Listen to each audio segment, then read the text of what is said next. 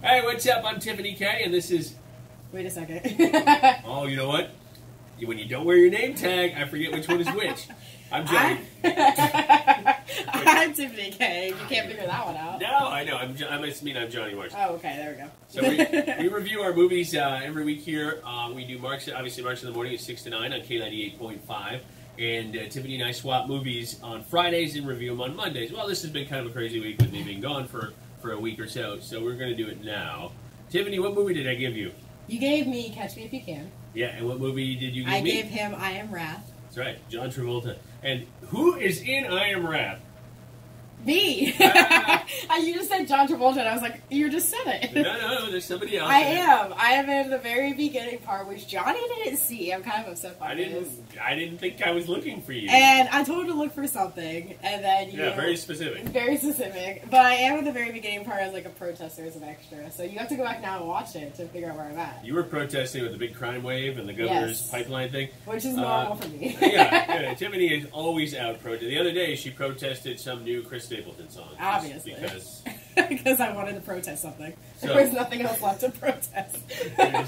Your sign is still in my office. Yeah, there we go. Shave the beard? There you go. So let's start with that one. Yeah, we'll start with it. So, okay, it wasn't a bad movie. It was, I Am Wrath is R-rated, and I had never honestly heard of it until you gave it to me. It's only a couple years old. I want to say 2016 or 17, and you were in it. Does that sound right? Yeah, it was when I was in college. Yeah. It was, okay, so basically, Travolta's character, I can't remember his real name, he changes it to Wrath.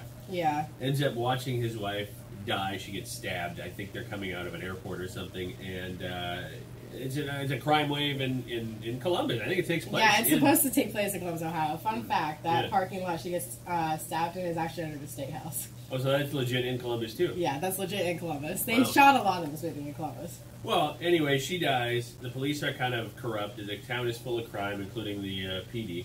So Travolta's character takes it upon himself to hunt down, because he figures out who did it. The police catch him and then let him go, right? If I'm not mistaken. So they let him go, and the guy gets away, and Travolta, one by one, picks off all the people involved, and it reminds me of John Wick. I kept saying that when we talked about it on the air, because the Keanu Reeves character in there does something similar in the first one. The only difference is they're on their third, almost John Wick, and I don't think we're going to get another I Am Wrath. You're not going to get another I Am Wrath. But it was all right. It was what you call a popcorn action movie. You can shut your brain off, which I like to do normally.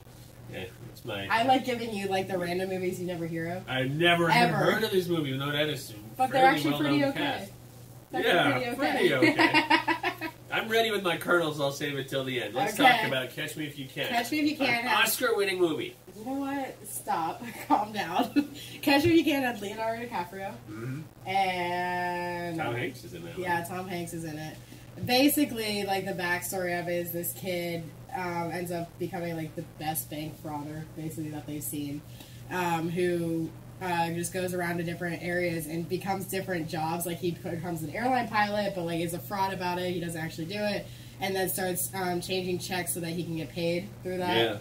Yeah. And then what else? Airline pilot, a lawyer at one point. Yeah, isn't Jennifer Garner in Jennifer Garner's in it as well, and Amy Adams, who's who he ends up marrying. Oh my gosh, yeah. I love Amy Adams. And anyway, so he becomes these different things, and it's basically trying to is the police's chase across him, but also his story about why he's doing it. It's basically to get his parents back together, is what it is. They divorce early on. It's to get his parents back together and to get his father's money back that the IRS kind of took from him. He feels that he's doing everything just. It's good intentions, but it's not the right way to do it. So it's kind of his journey throughout life of doing that, and then finally getting caught. And in the end, spoiler, he does become a help to the FBI. He still works there in real life. He still works there. It's based on a true story, so he becomes an informant for the FBI, and that's how his parole is kind of. So here's a funny side story. He doesn't. His real name is Frank Abagnale or Abagnale. If you Google him, he looks nothing like Leonardo DiCaprio. He probably liked that part. Right, and he's working with HBO or something on a new series about himself, and he's going to be played by Danny DeVito. Danny DeVito, what? Leonardo DiCaprio. It's yeah, and he looks more like Danny DeVito. So that should tell you a little bit about the creative license. You realize how much money for a bank frauder is now getting because he's helping with all these projects? Yeah, but because if you watch the movie, it's, 60s, 50s? Yeah, it was so 60s. easy to defraud people back Yeah, then. but I'm saying is that for doing a bad action, he's still Oh, yeah. being rewarded at this point. Kids, go to your room. Right. And then do something worse next time. Right, exactly. That's kind of the message. No, That's what it is. It was good. It was like the same thing you said. It was a popcorn thriller. Yeah, Like I was doing it while I was doing laundry, so like it was one of those. It's like background noise almost. It wasn't bad. I'd watch it again, but it also wasn't like I don't know how it got an Oscar nominee. At this point, I didn't think it was that great. I can't remember if it was DiCaprio. Somebody was nominated. I don't know if it was. Probably not Leo. No. Probably not. It was probably Tom Hanks or something. They're good. Forrest Gump does a hell of a job tracking down.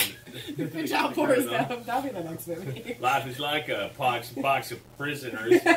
You never know which one's going to drop the soap. Oh, God. Right. Anyways, so how many popcorn kernels do you give Iron Breath? This is out of 5. This is out of 5 popcorn I kernels. would give it 2.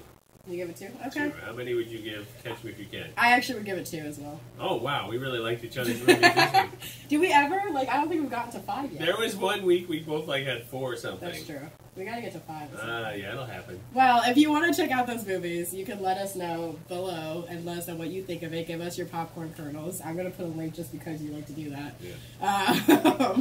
And make sure you listen to Marks in the Morning every morning, 6 Right. a.m. to 9 a.m. And we'll tell you on Friday what our picks are for this week. And Tiffany, after somebody from Hollywood listens to Marks in the Morning, will never work in Hollywood again. So Hey! enjoy her one movie. Oh, sad.